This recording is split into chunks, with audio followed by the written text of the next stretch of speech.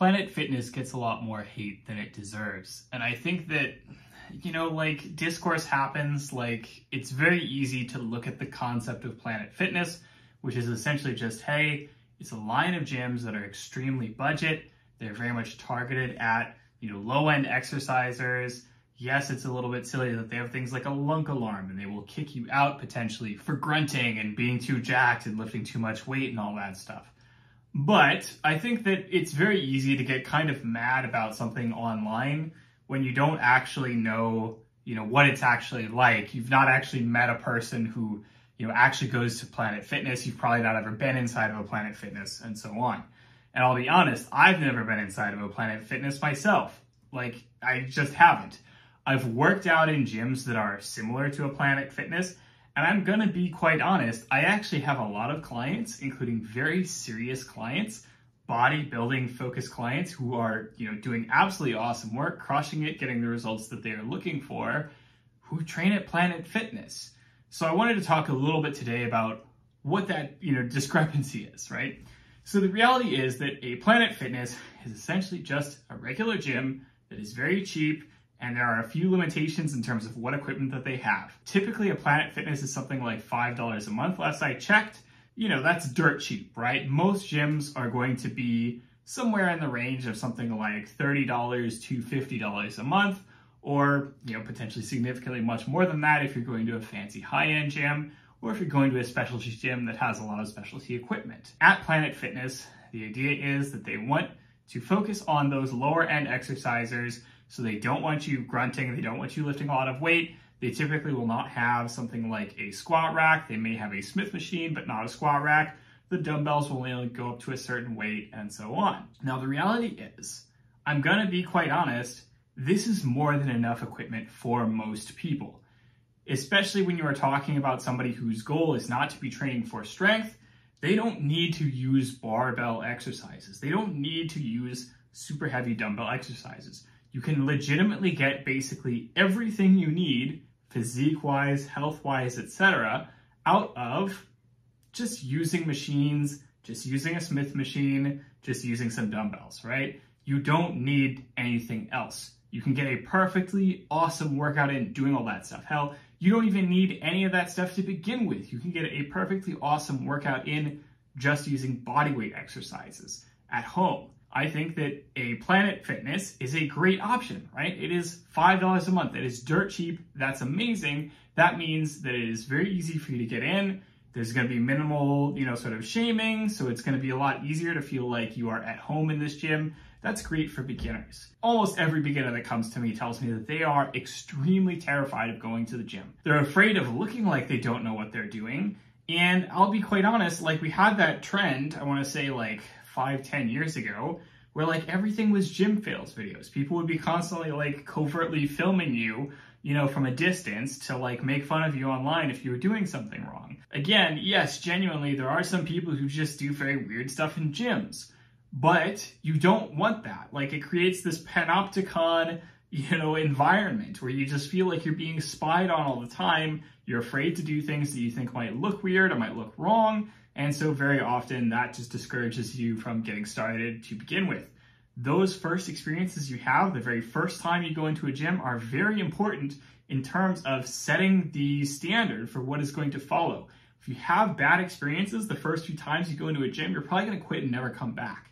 If you have good experiences the first few times that you go into a gym, you are probably going to stick with it for a much longer period of time than you would have otherwise. So it is important to get that onboarding experience just right, especially for beginners. And so I do think that this is something that Planet Fitness probably does better than your average gym. They do probably tend to help to create a better, more welcoming environment. There was a lot of talk back in the day about how Planet Fitness has like pizza days and stuff like that, and how that's probably a little bit counterintuitive if you are trying to lose weight.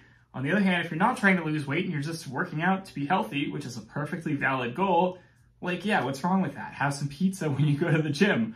Work out, have a nice, you know, meal, taste good, whatever, who cares? Is that counterintuitive in some cases? Yeah, probably.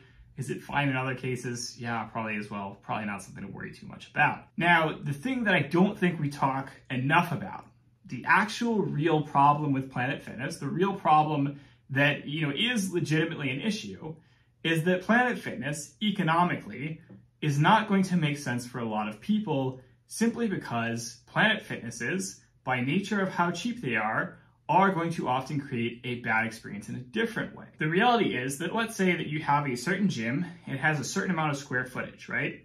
That means that when you subtract the square footage that you need to spend on things like a front desk, locker rooms, showers, things like that, pretty much the rest of the space, square footage, is going to be dedicated to putting machines in. And that means that there is a limit to how many people can work out at one time based on how many machines are in there, how many racks, how many dumbbell benches, whatever, how many spaces for people to do things, right? And of course, the reality is that at any given time, a lot of those might not be used up, or, there's like 5 guys waiting to use the bench press or something like that, because guys love doing that. There's going to be, an uneven distribution in terms of how people are actually using the equipment based on, what kinds of equipment people want to be using. What happens is, let's take 2 gyms, hypothetically. Let's say that they have the exact same square footage. Let's say that one of those gyms costs $30 a month, and let's say that the other gym costs $5 a month, which means that the gym that costs $5 a month has to sell 6 times as many memberships to make the same amount of money as the gym that costs $30 per month. 6 times as many memberships. Can you imagine, take your normal gym that you go into that you pay, $30 a month for. Can you imagine 6 times as many people in there? You probably couldn't, right? It's just not possible. I go to the gym on a very busy day. At my gym, there's maybe 100, 150 people in there.